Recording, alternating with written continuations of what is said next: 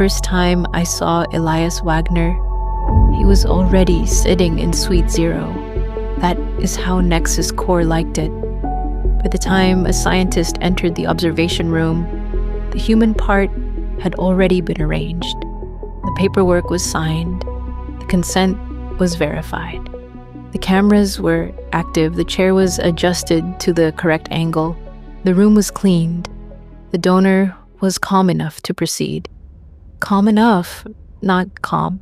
There is a difference. I remember standing behind the glass with my hands inside the pockets of my coat. The same coat from the night before, still damp at the cuffs, still cold near the seams. I had not gone home. I had not slept.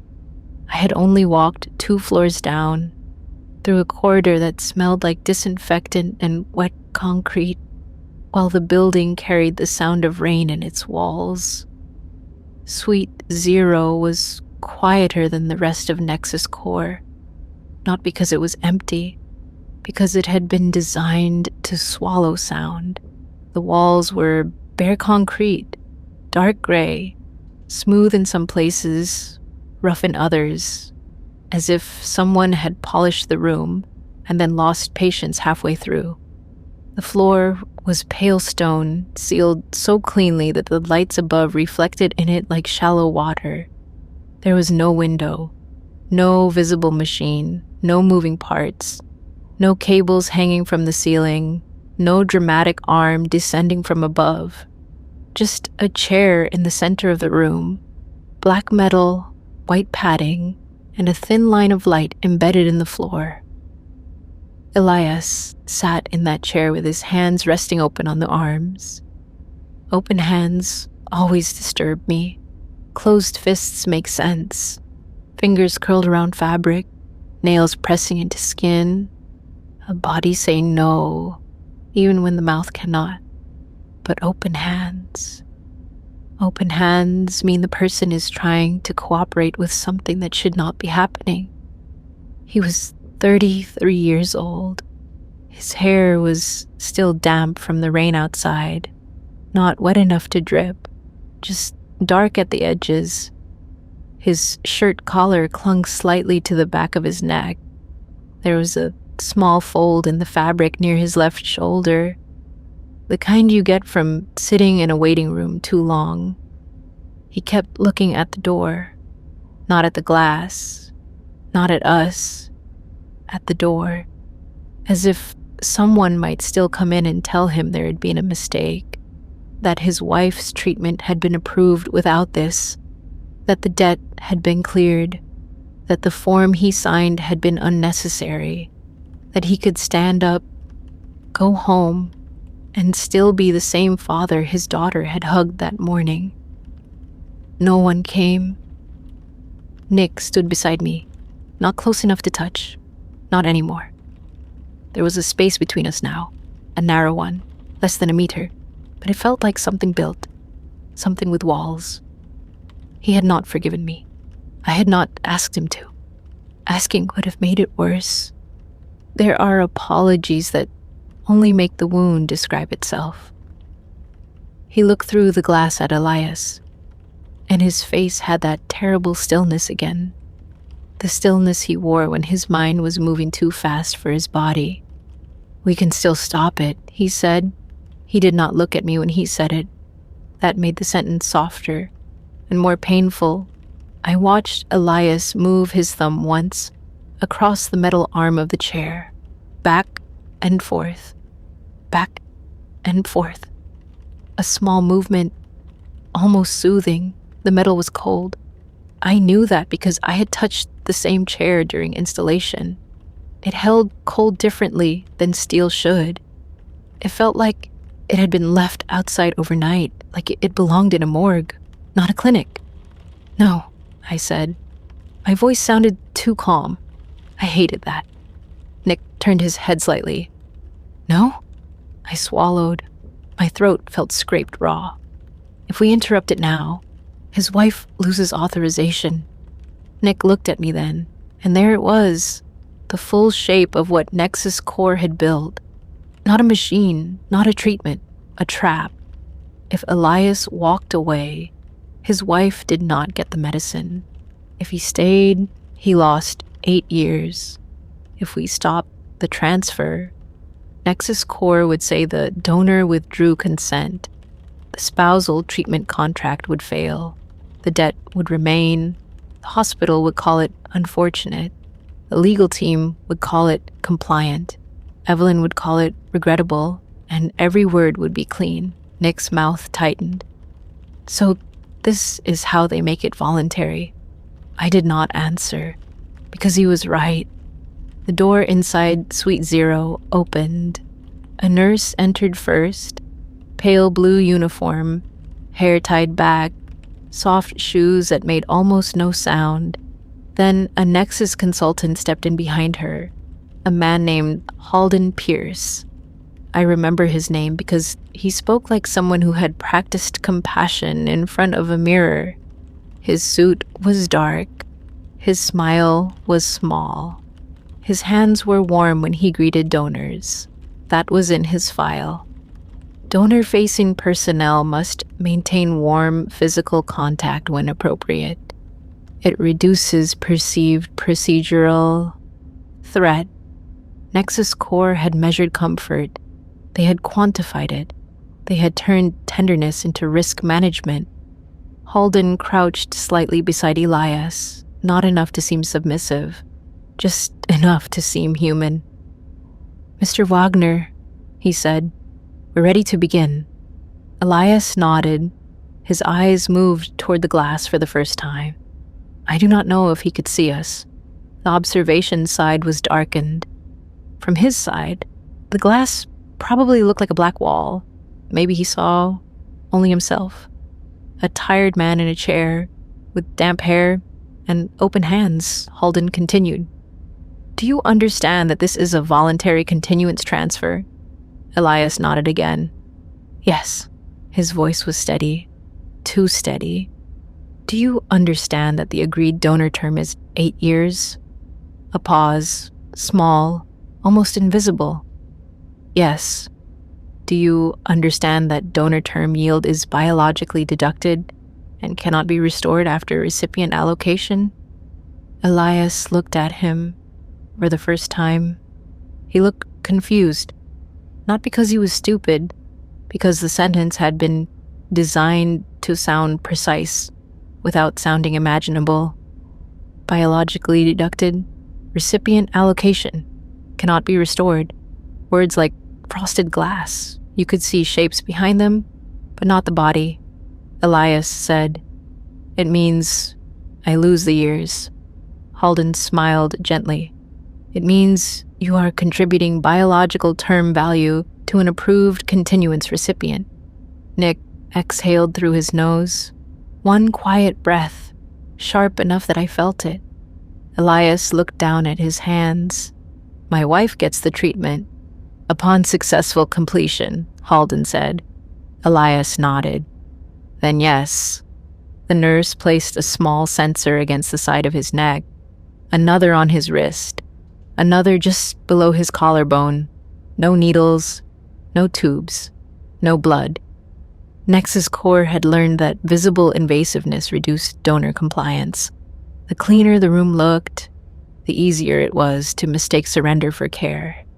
The sensor near his throat glowed faintly white. Elias flinched, not from pain, from surprise. "Cold," he said. The nurse smiled. "Only for a moment. Only for a moment. So much cruelty hides inside small reassurances." I looked at the monitor in front of us. Donor pulse elevated, cortisol elevated, consent status confirmed, emotional volatility acceptable. Acceptable. I hated that word. I still used it in 3 reports. Maxine Vale, lead architect, acceptable risk, acceptable artifact spread, acceptable memory drift. There are sins you commit with language, long before you commit them with action. Nick stepped closer to the console. "His stress levels are too high." "They are within range," I said. "Within whose range?" I did not answer fast enough. Nick looked at me. Evelyn's. The line of light on the floor inside Suite 0 began to brighten. Not much, just enough to give the concrete edges a pale outline. Elias noticed. His breathing changed. It became shallower, the kind of breathing people do when they are trying not to disturb their own fear. Halden stood and moved toward the door. Just keep your eyes closed, Mr. Wagner. Think of something peaceful.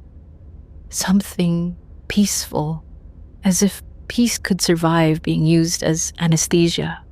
Elias looked at him. Can I think of my daughter? Halden paused. A very small pause, the kind that meant the answer had legal consequences. Then he said, Of course. I wanted to tell Elias not to.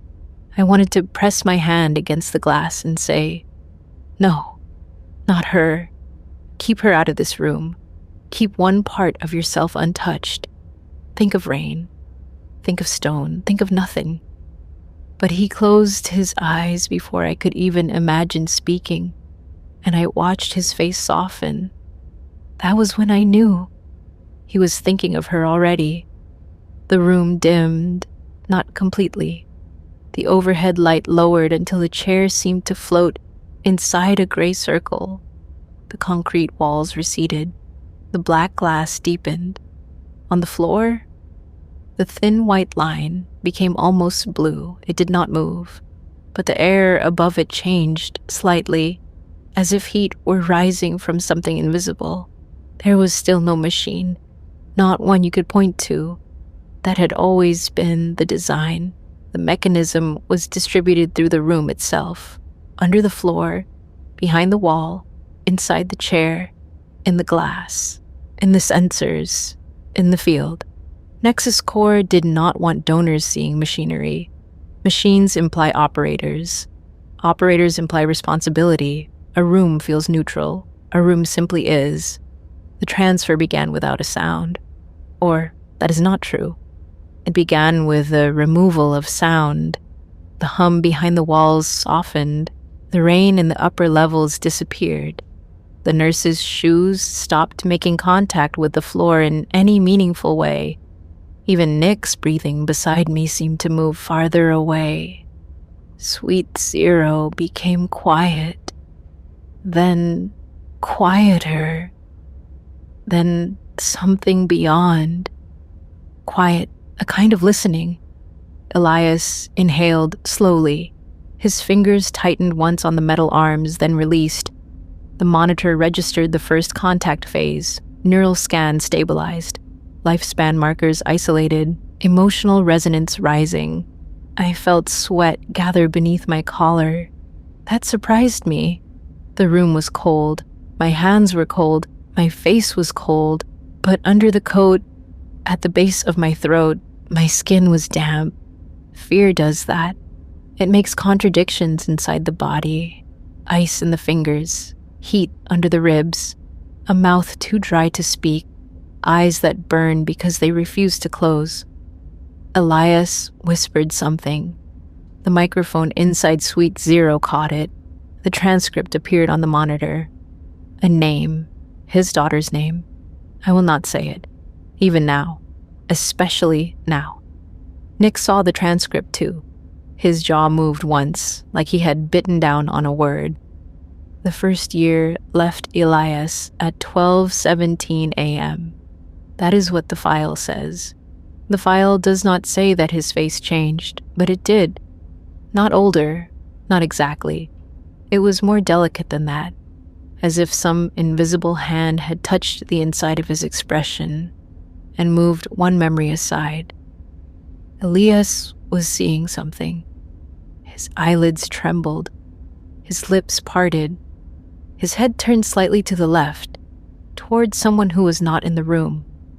Later, when the system reconstructed the artifact pattern, it identified a future-associated paternal recall.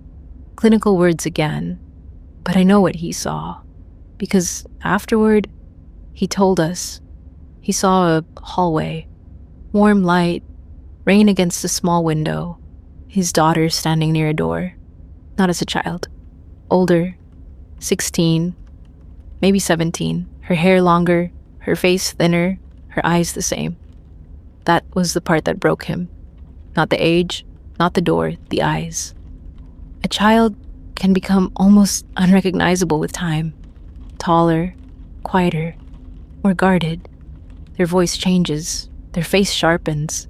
They learn to carry secrets, but the eyes keep something. Some small bright thread connecting every version of them.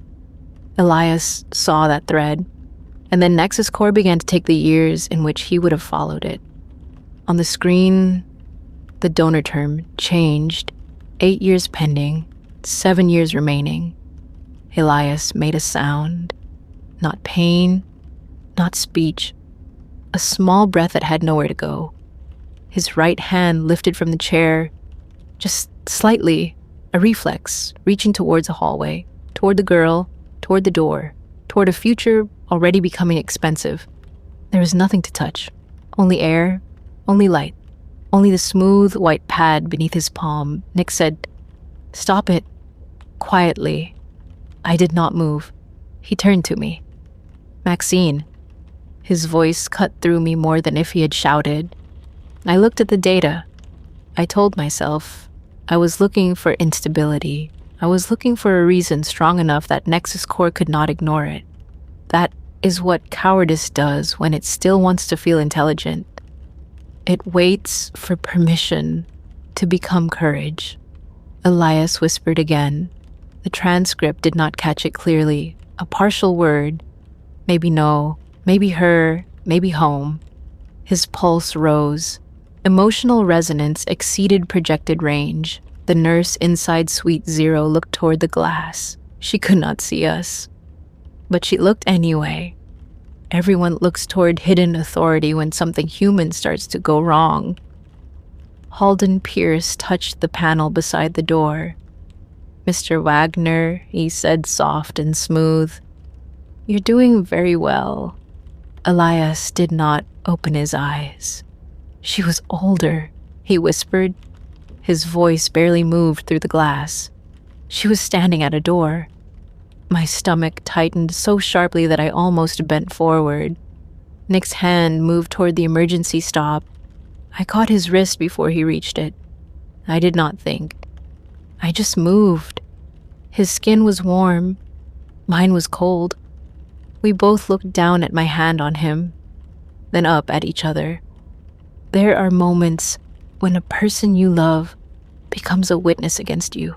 Nick did not pull away. That made it worse.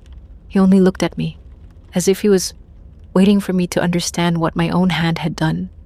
On the monitor, 6 years remained. I let go of him. Too late. Elias's breathing changed again. Slower now. Deeper. The kind of breath a person takes in sleep when a dream becomes heavy. The second artifact appeared as a spike in the emotional register. To NexusCore, it was a spike. To Elias, it was a kitchen. He told us later he could smell warm milk, toast, rainwater drying on a child's coat. He saw a table with 3 plates, 1 plate untouched, a woman's hand resting beside a cup, his wife's hand, older, thinner, the wedding ring loose around the finger. He heard someone laughing in another room, his daughter again, but not little, not the child he had left at home. A grown voice, almost a woman's voice, a voice with a life inside it. He turned toward it in the vision. That is when the 5th year left him. The monitor changed, 5 years remaining. Elias cried then, not loudly. His face stayed almost calm, but a tear slipped from the corner of one closed eye and moved slowly along his temple, into his hair. The nurse made a note. Visible tear response. No motor distress. No motor distress. His future was being opened and measured and drained, and because he did not fight the chair, the system called him stable. I remember the smell of the observation room at that moment. Warm circuitry, cold glass, the faint antiseptic on Nick's hands. my own skin under the coat, damp and sour with fear. The human body has no elegant way to experience guilt. It sweats, it tightens, it trembles, it keeps breathing, even when part of you wants to stop. "Maxine," Nick said again, softer this time, almost broken. "Please." I looked at Elias. I looked at the monitor. I looked at the emergency control. All I had to do was press it. One touch, one interruption, one act of disobedience, and his wife's treatment would vanish into legal review. The debt would return. NexusCore would blame donor instability. Evelyn would call it tragic. Elias would walk out with nothing. And somehow, NexusCore had made that my responsibility too. That was the genius of the system. It did not force you to become cruel. It arranged the room until cruelty looked like a least cruel option. The 4th year left him more quietly. No sudden movement, no sharp breath, just a soft loosening around the mouth, a small emptying. He saw his daughter at a train station. That was in the later artifact log. She was carrying a dark bag over one shoulder, adult, tired, beautiful in the way children become beautiful when they have survived things you were not there to protect them from. Elias was across the platform. He tried to call her name, but no sound came. A train passed between them. When it cleared, she was gone. 4 years remaining, then 3. Sweet 0 held him gently. "That is what I need you to understand." It did not look violent. It looked almost kind. The light on the floor remained thin and pure. The nurse stood still. Halden watched with his hands folded. The chair supported Elias's body with perfect medical patience. Nothing shook, nothing sparked, nothing screamed. The horror was not in how much the room did. It was in how little. It took the future as if it had permission. 3 years remaining. Elias's lips moved. The transcript gave us fragments. Birthday. Window. Don't go. Her hair. Nick stepped back from the console. He pressed both hands to his face. For a second, I thought he might be sick. Then he lowered his hands and looked at me. There was something new in his eyes. Not anger. Not only grief. Recognition. He was beginning to understand that I was not standing outside the machine anymore. I was part of it. 2 years remaining. The light changed color. Only slightly. From white to something warmer. Almost gold. Later, engineering said the shift was caused by recipient synchronization, a harmless calibration artifact. But in the room, it looked like morning. It looked like sunlight entering a place where no sun had ever been allowed. Elias smiled. Just once. A small smile. A father's smile. He saw something beautiful then. I know he did. The system never reconstructed that artifact cleanly. Too much emotional saturation. Too much cross-temporal noise. But I believe he saw a room with his daughter in it. Older than all the other visions. Maybe 25, maybe 30. Maybe standing beside someone she loved. Maybe holding a child of her own. Maybe turning toward a doorway, expecting him to be there. The smile faded before it finished. 1 year remaining, Elias whispered. "I'm sorry," Nick said. "End it," I said. "It's almost done." He looked at me as if I had struck him, and maybe I had. The final year did not leave like the others. It lingered. The system slowed. The emotional register rose, then dropped, then rose again. Elias's pulse became irregular. The nurse took one step closer. Halden's hand hovered near his tablet. Nick's fingers curled into fists. My whole body felt too small for what was happening inside it. I could feel my heartbeat in my mouth. I could feel sweat cooling down my spine. I could feel One strand of hair stuck to the side of my face. I wanted to brush it away. I did not. Small movements felt indecent. Elias opened his eyes. Not fully, just a little.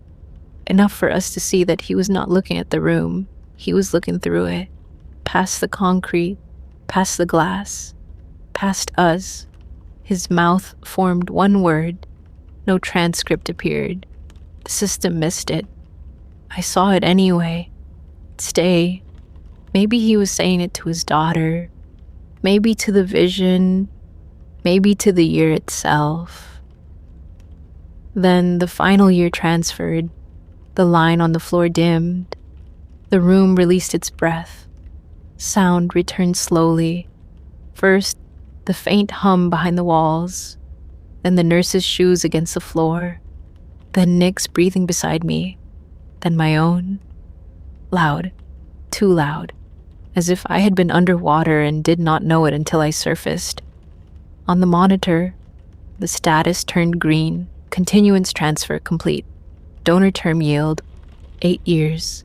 Recipient extension estimate, 8 years, 7 months, 4 days. Stabilization, successful. Emotional artifact load, moderate. Donor distress, acceptable. Elias sat perfectly still. His hands were still open. The nurse removed the sensors one by one. Wrist, throat, collarbone. Each time the adhesive lifted from his skin, he blinked, not in pain, in confusion, like someone waking from a dream and trying to keep it from breaking apart. Halden entered the room again. His smile returned with him. "Mr. Wagner," he said, "you did very well." Elias looked at him. "Is it over?" "Yes." "My wife?"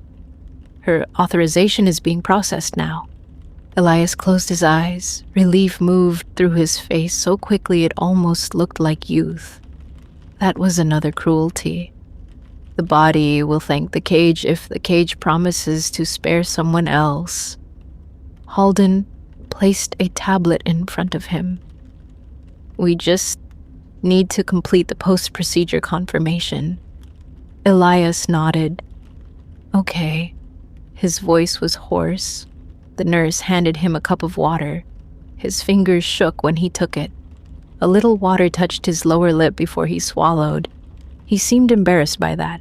He smiled, apologetic, as if he had inconvenienced the room by being human. Nick turned away from the glass. I did not. I could not. Halden asked the standard questions. Full name, date of birth, current year, spouse's name, address. Elias answered all of them, slowly but correctly. The system marked each response green: cognition intact, orientation intact, consent recall intact. Then Halden looked at the next line on the tablet. He didn't know what it would become. To him, it was just another verification question, a safeguard, a box to check. He said, "And your daughter's name?" Elias smiled. That is what I remember most. Not fear, not panic, a smile, immediate, tender, almost amused, as if the answer was so obvious that the question itself was strange. His mouth opened. Nothing came out. The smile stayed for 1 second, then 2. Then it changed, just a little. The corners remained lifted, but the eyes began to search, not the room, himself. Elias blinked. "I know this," he said. Halden looked at the tablet. The nurse looked at Elias. Nick turned back toward the glass. I felt the room narrow around me. Elias gave a small laugh. Not real laughter. The kind people use when they are suddenly standing at the edge of something and do not want anyone else to notice. "I know this," he said again. His hand rose to his forehead. "Of course, I know this." Halden's smile weakened. "Take your time. Take your time." The words entered the room like an insult. Elias looked down at his hands, the same open hands, but now they were closing. Slowly, His fingers curled inward, one by one, as if trying to hold onto a name that had become slippery inside him. 3 seconds passed, maybe 4.